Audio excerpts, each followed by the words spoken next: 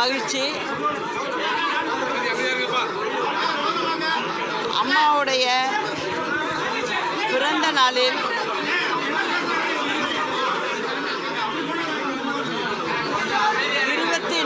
தேதி கழக கொடியை அறிமுகப்படுத்தினேன். அதன் பிறகு இன்றைய நாளில்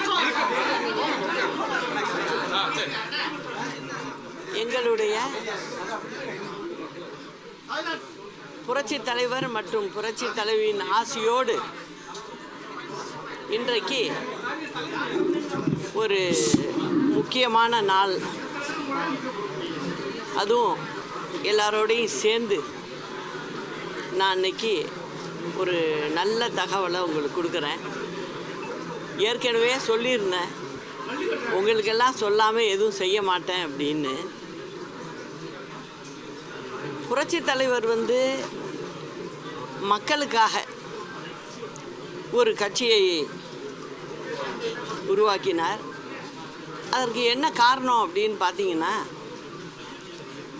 திமுக என்ற தீய சக்தியை வேறறுத்து தமிழக மக்களை காப்பாற்றுவதற்காக ஒரு இயக்கத்தை கண்டார். அந்த கட்சியை பொறுத்த வரைக்கும் ஏழைகளுக்காகவே உருவாக்கப்பட்டது. அவர் முதல் அவருடைய விசுவாசி, அவருடைய தொண்டர் அப்படின்னே சொல்லலாம். அவர் ஒரு கட்சியை ஆரம்பித்து வைத்திருந்தார். அந்த கட்சியில் புரட்சித் தலைவர் தன்னை இணைத்து கொண்டு அவருடைய பயணத்தை தொடர்ந்தார். அமோகமாக அவர் வெற்றி பெற்று தமிழக மக்களுக்காகவும் அவருடைய கழக தொண்டர்களுக்கு நல்லது செய்யணும் அப்படின்னு செஞ்சு காட்டினார். அவருடைய ஆட்சி காலத்தில் அவரை தொடர்ந்து புரட்சி தலைவி அம்மா அவர்களும் புரட்சி தலைவரின் கொள்கைகளை அடிபிறலாமல் எடுத்து மக்களுக்கு வேண்டிய நல்ல திட்டங்களை எல்லாம் கொடுத்தாரு. அம்மாவுடைய ஆட்சி காலத்தில் பெண்களுக்கு பாதுகாப்பானதாகவும் பெண்கள் முன்னேறுவதற்கான திட்டங்களையும் நிறைய கொடுத்தார். அம்மாவுடைய மறைவுக்கு பிறகு எல்லாம் தலைகீழாக மாறிடுச்சு. இந்த தமிழ்நாட்டு மக்களை இந்த திமுக என்ற தீய சக்தி கசக்கி பிழிந்து கொண்டிருக்கிறது. இதையெல்லாம் பார்த்த நான் இதற்கு ஒரு முடிவு கட்ட வேண்டும் என்ற எண்ணத்தில் நானும் 24ஆம் தேதி அம்மா பிறந்த நாள் அன்னைக்கு ஒரு கழக கொடியை அறிமுகப்படுத்தினேன்.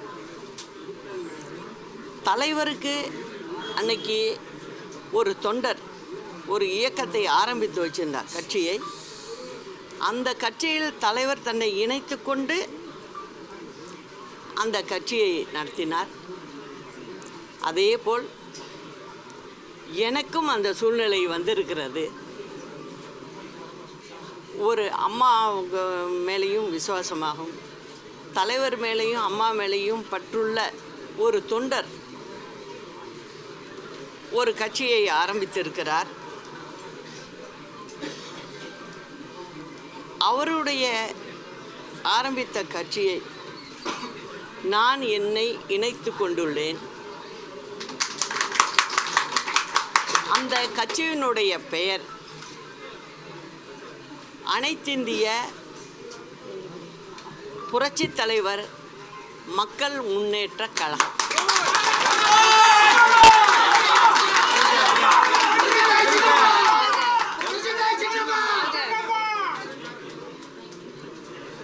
இந்த கட்சிக்கு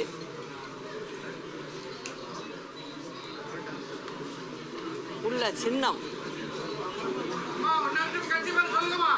அனைத்திந்திய புரட்சி தலைவர் மக்கள் முன்னேற்ற கழகம்.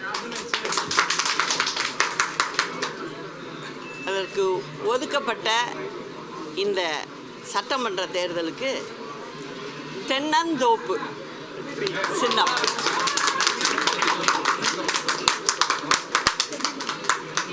இதுதான்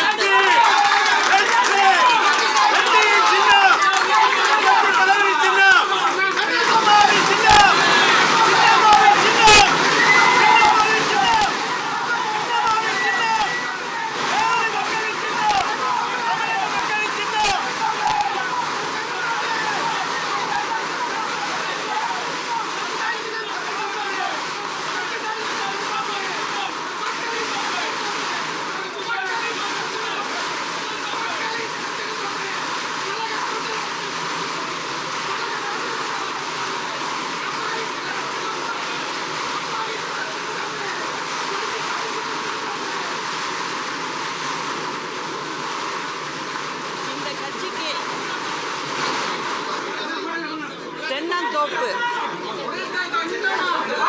இயற்கையாகவே எங்களுக்கு ஒரு நல்ல சின்னமாக அமைந்திருக்கிறது. நல்லா அதில் கவனிக்கணும். நீங்கள் அந்த சின்னத்தில் நாங்கள் எப்போதுமே ஒற்றுமையை விரும்புகிறவங்க, எல்லோரும் ஒன்றாக இருக்கணும் அப்படிங்கிற எண்ணத்தை தவிர வேறு எண்ணமே எனக்கு கிடையாது. அதனால் நான் மக்களோடு இருப்பேன் என்றும், அதற்கு இந்த சின்னமே ஒரு சான்று. ஒரு கூட்டு குடும்பம் போல் இந்த சின்னம் அமைந்திருக்கிறது. இது மக்களோட சின்னம் அப்படிங்கிறதையும் சொல்லிக்கிட்டு, வரும் சட்டமன்ற தேர்தலில் தமிழ்நாடு மற்றும் பாண்டிச்சேரி இரண்டிலும் அனைத்திந்திய புரட்சித் தலைவர் மக்கள் முன்னேற்றக் கழகம் சார்பில் தென்னந்தோப்பு சின்னத்தில் வேட்பாளர்கள் வருவார்கள். அது உங்கள் வீட்டு சின்னம், அது மக்களுக்கான சின்னம். நிச்சயமாக தமிழ்நாடு மக்கள் எங்களோடு இருப்பார்கள். பாண்டிச்சேரி மக்களும் எங்களுக்கு ஆதரவு தருவார்கள் என்று சொல்லி, அண்ணா நாமம் வாழ்க, புரட்சி தலைவர் நாமம் வாழ்க, புரட்சி தலைவி அம்மா நாமம் வாழ்க. நன்றி, வணக்கம். அதாவது நான் எங்கள் சின்னத்தை பார்த்தீங்களா? தென்னந்தோப்பு எத்தனை மரம் இருக்கு. அதனால் நாங்கள் எப்போதுமே ஒரு தோப்பு அப்படிங்கிறத தான் நினப்பில் வைப்போம்.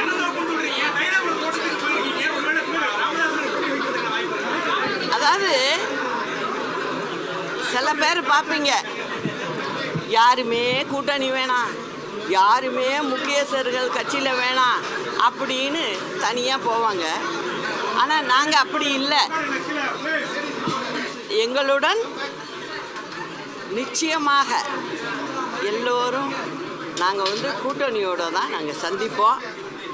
நிச்சயம் தமிழ்நாட்டு மக்களுக்கு நல்லது நடக்கணும். எங்கள் கழக தொண்டர்கள் தலைவர் காலத்திலேருந்தே வந்தவங்க எல்லாருக்கும் பாதுகாப்பாகவும், தமிழக மக்களுக்கு பாதுகாப்பாகவும் நாங்கள் இருப்போங்கிறத நான் சொல்லிக்கிறேன். எப்போதுமே தனி மரம் தோப்பு ஆகாது. அது ஒரு நல்ல பழமொழி, நம்ம தமிழ்நாட்டு பழமொழி. அது அதற்கு ஏற்ப நாங்கள் தனிமரமாக வரல, தோப்போடு தான் வந்திருக்கோம். அந்த தோப்புங்கிறது எங்கள் கழக தொண்டர்கள் மற்றும் தமிழக மக்கள். எடப்பாடி பழனிசாமி அவருக்கு எதிராக நீங்க எல்லாம் எதிராக இருந்தீங்க. இப்போ அவருக்கான இருந்த அந்த எதிர்ப்பெல்லாம் நீங்கிருச்சு, அவர் சாதிச்சிட்டாருன்னு சொல்றாங்க ஏடிஎம்கேல இருக்கவங்கலாம். உண்மைதானா? நீங்க எப்படி பாக்குறீங்க? அது எல்லாம் இந்த 26 தேர்தலில் தெரியும்ல, யார் சாதிக்கிறாங்க யார் சாதிக்கலை அப்படிங்கிறது. விஜயுடன் கூட்டணி அமைப்பதற்கு வாய்ப்பு இருக்கு. நான் தான் சொல்லிட்டேனுங்க, அதாவது எங்களுடன் ஒரே கருத்துள்ள கட்சிகள் இணைந்து நாங்கள் செயல்படுவோம். சொல்லுங்கப்பா, இணைந்து செயல்படுவோம் எல்லாரோடையும். அதை நான் இப்போ சொல்லக்கூடாதுல்ல, தேர்தல் முடிஞ்சதும் ரிசல்ட் வந்ததும் எல்லாருமே பார்ப்பீங்க.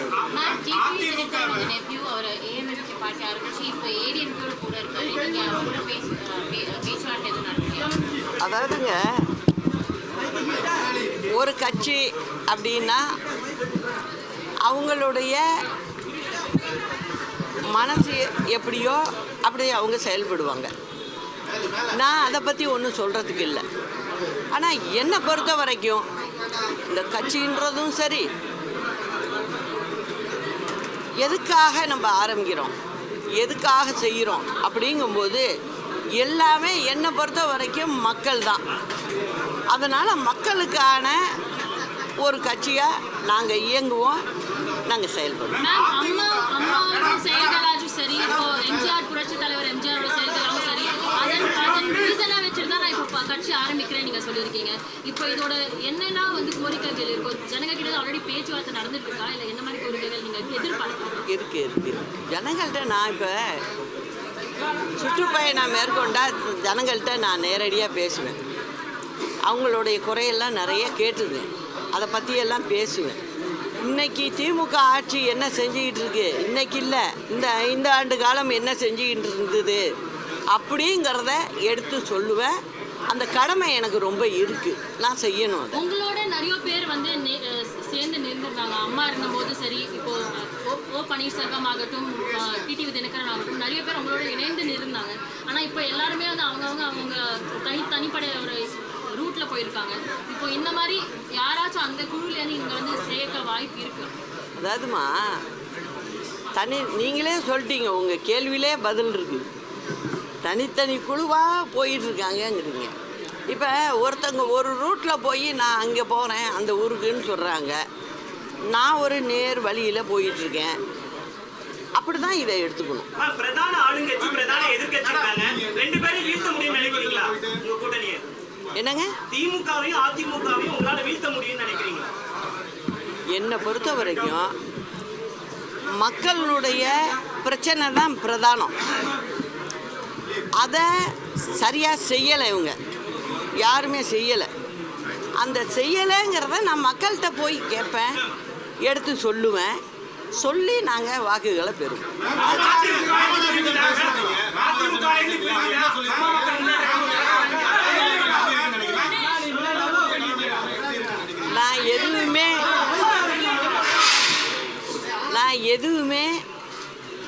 நான் உங்களுக்கெல்லாம் சொல்லியிருக்கேன், நான் ரொம்ப அவசரப்பட மாட்டேன், நிதானமாக தான் செய்வேன் அப்படின்னு சொல்லியிருந்தேன்.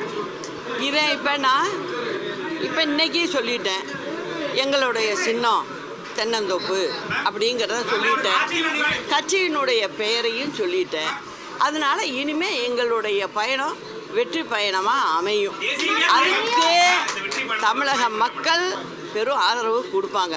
ஏன்னா தமிழக மக்கள் நியாயத்தை பார்க்குறவங்க முதுகில் குத்த மாட்டாங்க. எதுவும் எதிரெதில் பேசக்கூடியவங்க நல்ல மனம் படைத்தவர்கள். அதனால் நல்ல தீர்ப்பை அவங்க கொடுப்பாங்கங்கிற நம்பிக்கை எங்களுக்கு இருக்குது.